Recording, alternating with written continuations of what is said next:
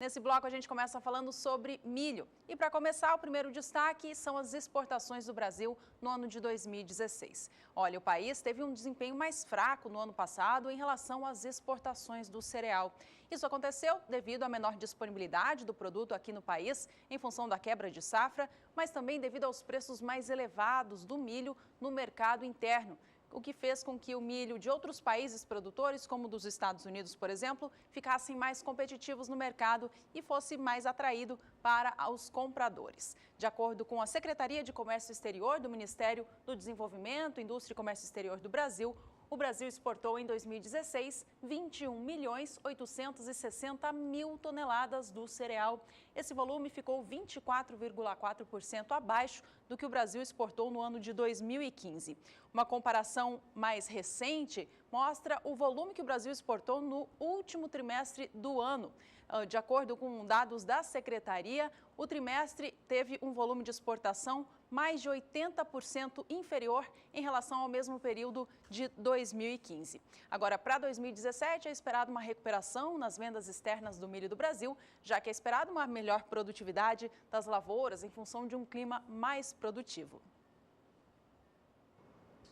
Falar em milho, no Brasil, muitas áreas que já colheram a soja começam o processo de semeadura do cereal. É interessante lembrar que em estados como Mato Grosso, soja vai sendo colhida, principalmente aquelas que tinham um ciclo mais curto, ela vai sendo colhida e vai sendo cultivado o milho, que já chega a 2%. Vamos saber então como é que fica a previsão do tempo para a colheita da soja e também para o início da semeadura do milho. Nadiara Pereira traz as informações. Por enquanto, as condições de umidade são favoráveis para o plantio do milho, segundo a safra, em grande parte das áreas produtoras. Desde o sul até boa parte do sudeste e do centro-oeste, os índices de umidade no solo estão acima dos 50%. Em algumas áreas, esse índice ultrapassa 70% e nas áreas pontuais, em rosa no mapa, o índice de umidade chega até 100%. Então, condições favoráveis para o plantio do milho. Em algumas áreas pontuais é que a situação é mais crítica, principalmente aqui em Mato Grosso do Sul, algumas áreas mais ao norte de Minas Gerais e algumas áreas bem pontuais do estado mato-grossense que apresentam ainda irregularidade da chuva e baixos níveis de umidade no solo. Agora, para os próximos dias, tem previsão de chuva forte do norte ao litoral do sudeste e também em algumas áreas da fronteira agrícola do Mato Piba. O volume alto de chuva pode trazer transtornos para as atividades no campo. É uma chuva que pode atrapalhar o plantio do milho, especialmente em algumas áreas aqui entre Minas Gerais e interior do centro-oeste, onde o volume de água pode chegar até 100 milímetros, principalmente no sul mineiro e também algumas áreas de São Paulo, e algumas áreas de Goiás e também de Mato Grosso podem ter volumes de até 50 milímetros. Então é uma chuva que mantém o solo em boas condições de umidade, mas é uma chuva que atrapalha as atividades no campo momentaneamente.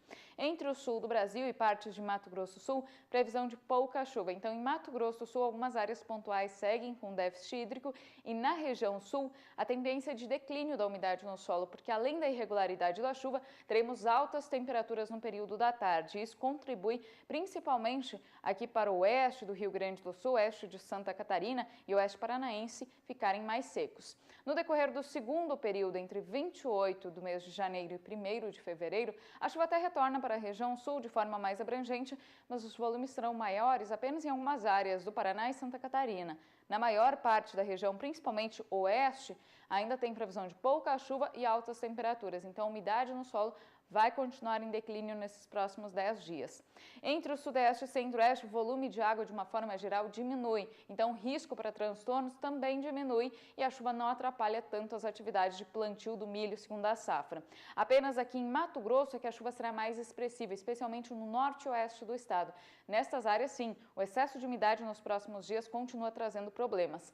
No norte do país, continua chovendo de forma mais intensa neste período e na fronteira agrícola do Mato Piba, a chuva continua beneficiando principalmente Tocantins, Maranhão e Piauí. Na Bahia, situação bastante crítica, assim também como no Espírito Santo e Norte Mineiro, onde não tem previsão para grandes volumes acumulados a ponto de recuperar a umidade no solo nestas áreas.